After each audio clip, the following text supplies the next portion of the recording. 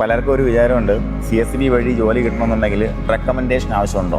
ഇല്ല. രാജേഷ് സാർ എപ്പോഴും ക്ലാസ് എടുക്കുമ്പോൾ പറയുന്ന ഒരു കാര്യമാണ്, നമ്മൾക്ക് എല്ലാവർക്കും ഒരു എക്സാം ഉണ്ട്. ആ എക്സാം വരെ നമ്മൾ എഴുതിക്കൊണ്ടിരിക്കണം. ചിലവർക്ക് ചിലതിൽ ശരിയാവും, ചിലവർക്ക് ആവില്ല. പക്ഷേ നമ്മൾക്കൊന്നൊരു എക്സാം വരുന്നത് വരെ നമ്മൾ എഴുതിക്കൊണ്ടേയിരിക്കണം. ഒരു എക്സാം കൊണ്ട് തളരരുത്. ഇപ്പോഴും രാജേഷ് സാർ പറയുന്നത്.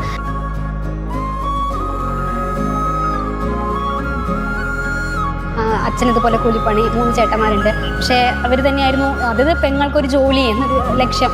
അത് മുന്നോട്ട് കണ്ട് എന്തായാലും പ്രായം എത്രയായാലും കുഴപ്പമില്ല, മോള് പഠിച്ചിട്ട് ഒരു ജോലി വാങ്ങിച്ച ശേഷം ബാക്കിയുള്ള കാര്യങ്ങൾ തീരുമാനിച്ചാൽ മതി എന്നൊരു ഒരു ഉറച്ച വിശ്വാസമായിരുന്നു.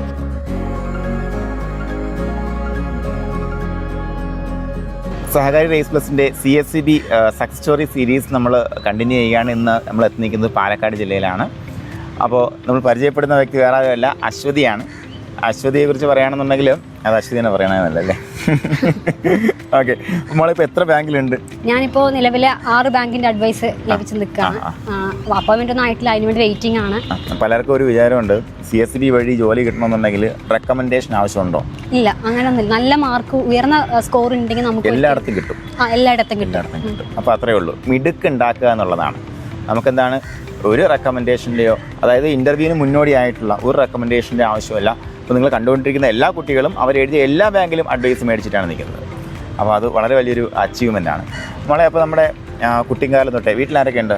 അച്ഛൻ, അമ്മ, 3 ചേട്ടന്മാരാണ് ഉള്ളത്. അപ്പോൾ നമ്മുടെ അച്ഛൻ എന്ത് ചെയ്യുന്നു? അച്ഛൻ സാധാരണ ജോലിയാണ്. അപ്പോൾ നമ്മുടെ ഒരു പഠനം എന്ന് പറയുമ്പോഴത്തേക്കും നമ്മൾ BCom ആയിരുന്നോ അതോ? BCom കഴിഞ്ഞ് PG കൂടെ കഴിഞ്ഞ ശേഷമാണ് ഞാൻ CSB കടന്നു വരുന്നത്, പഠിക്കാൻ വേണ്ടി ഇറങ്ങുന്നത്. എങ്ങനെ ഏത് പരീക്ഷകളും ആദ്യം ഫോക്കസ് ചെയ്ത് വരുന്നത്?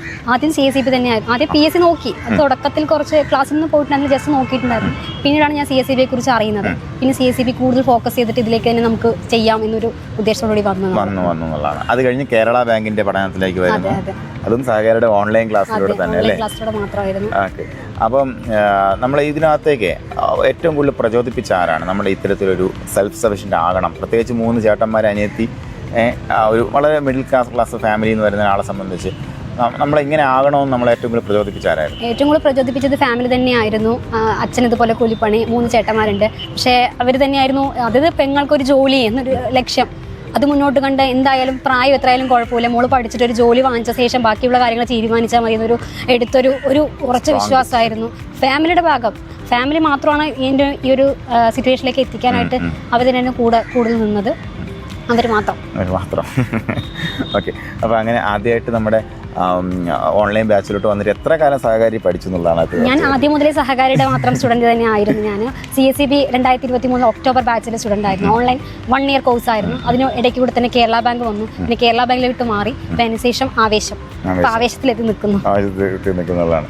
അപ്പോൾ പല കുട്ടികൾക്കും സംശയം ഉണ്ടായിരിക്കും, നമുക്കിപ്പോൾ ഓൺലൈനായിട്ട് പഠിച്ചാൽ രക്ഷപ്പെടോ അല്ലേ, ഓഫ്ലൈൻ തന്നെ പോകണമെന്നൊരു സംശയമുള്ള ആൾക്കാരുണ്ട്. ചില ആൾക്കാരെ കൊണ്ട് പറ്റിയോട്ടെ, ചിലരെ കൊണ്ട് ഓൺലൈൻ പറ്റത്തില്ല. അവർക്ക് ഓഫ്ലൈൻ വന്ന് 2 ചീത്ത കിട്ടിയാൽ അവർ പഠിക്കുള്ളൂ. അങ്ങനെ ആൾക്കാരുണ്ട്. പക്ഷേ ആ ഒരു ചോദ്യത്തിൻ്റെ മോക്കം എന്താണ് പറയാനുള്ളത്? എൻ്റെ ലോകം എന്ന് പറയുന്നത് വെറും ഓൺലൈൻ ക്ലാസ്സുകൾ മാത്രം ഒതുങ്ങി നിന്നാണ്. 4 ചുമരുകൾക്കുള്ളിൽ എൻ്റെ സ്ട്രഗിൾസ് എല്ലാം അതിനുള്ളിൽ തന്നെയായിരുന്നു. എൻ്റെ സങ്കടങ്ങളും പരിഭവങ്ങളും ഓരോ എക്സാം കഴിഞ്ഞ് വരുമ്പോഴും 4 മാർക്കിനും 2 മാർക്കിനും അങ്ങനെയൊക്കെ പോയി നിൽക്കുമ്പോൾ വീട് തന്നെയായിരുന്നു. അപ്പോൾ ഓൺലൈൻ ക്ലാസ്സിൻ്റെ ആ മുറികൾക്കുള്ളിൽ തന്നെയാണ്. അതെ ഒരുപാട്. പക്ഷേ പുറത്ത് പോകാത്തോട് ഫ്രണ്ട്സിൻ്റെ കുറവുകളൊക്കെ എനിക്ക് ഒരുപാട് ഉണ്ടായിരുന്നു. പക്ഷേ ഓൺലൈൻ ക്ലാസ്സിൽ പക്ഷേ മെൻറ്റർഷിപ്പ് വന്ന് എടുത്തു പറഞ്ഞ ഒരു കാര്യം തന്നെയാണ് ദീപ്തി മിസ് ഒരുപാട് ഹെൽപ്പ് ചെയ്തിട്ടുണ്ട്. ഓരോ എക്സാം കഴിയുമ്പോൾ നമ്മൾ മിസ്സിനെ മെസ്സേജ് അയക്കും. മിസ് പറയും, കുഞ്ഞെ കരയല്ലേ, ഇനി അടുത്ത എക്സാമിന് പിടിക്കാൻ നമുക്ക് സൂപ്പർ ഗ്രേഡ്, അതായത് സ്പെഷ്യൽ ഗ്രേഡിൻ്റെ ലിസ്റ്റാണ് ഞാനിപ്പോൾ വന്നിരിക്കുന്നത്. സൂപ്പർ ഗ്രേഡ് ലിസ്റ്റിൽ ഉണ്ടായിരുന്നു ഞാൻ.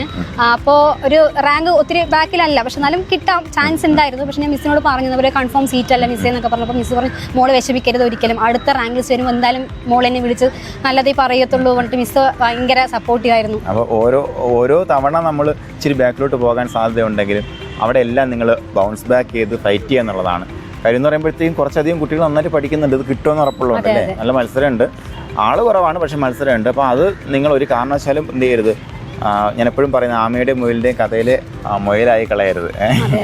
കൃത്യമായിട്ട് തുടക്കം തൊട്ട് ഒടുക്കം വരെ വർക്ക് ചെയ്ത് മുന്നോട്ട് വരിക എന്നുള്ളതാണ്. അപ്പോൾ നമ്മളെ നമുക്ക് ഈ നമ്മുടെ കുട്ടികൾക്ക് നീ കൊടുത്ത എല്ലാ മെസ്സേജുകൾ തന്നെയാണ്, അതിനൊന്ന് കൺക്ലൂഡ് ചെയ്ത് നമ്മളെ കുട്ടികളോട് പറഞ്ഞാൽ എങ്ങനെ ഇരിക്കും? രാജേഷ് സാർ എപ്പോഴും ക്ലാസ് എടുക്കുമ്പോൾ പറയുന്ന ഒരു കാര്യമാണ്, നമ്മൾക്ക് എല്ലാവർക്കും ഒരു എക്സാം ഉണ്ട്. ആ എക്സാം വരെ നമ്മൾ എഴുതിക്കൊണ്ടിരിക്കണം. ചിലവർക്ക് ചിലതിൽ ശരിയാവും, ചിലവർക്ക് ആവില്ല. പക്ഷേ നമ്മൾക്കൊന്നൊരു എക്സാം വരുന്നത് വരെ നമ്മൾ എഴുതിക്കൊണ്ടേയിരിക്കണം. ഒരു എക്സാം കൊണ്ട് തളരരുത്. ഇപ്പോഴും രാജേഷ് സാർ പറയുമായിരുന്നു. അതെപ്പോഴും ഞാൻ എൻ്റെ മൈൻഡിൽ കീപ്പ് ചെയ്യുന്നൊരു കാര്യമായിരുന്നു. അതുപോലെ തന്നെ കൺസിസ്റ്റൻ്റ് ആയിട്ട് നിൽക്കുക. ഒരു എക്സാമിൽ കിട്ടിയില്ല അവരും തളരരുത്. അടുത്ത എക്സാം നമ്മൾക്കൂടെ ഒരു എക്സാം ഒരിക്കലും എപ്പോഴായാലും വന്നിരിക്കും. അത് കൺഫേം തന്നെയാണ്.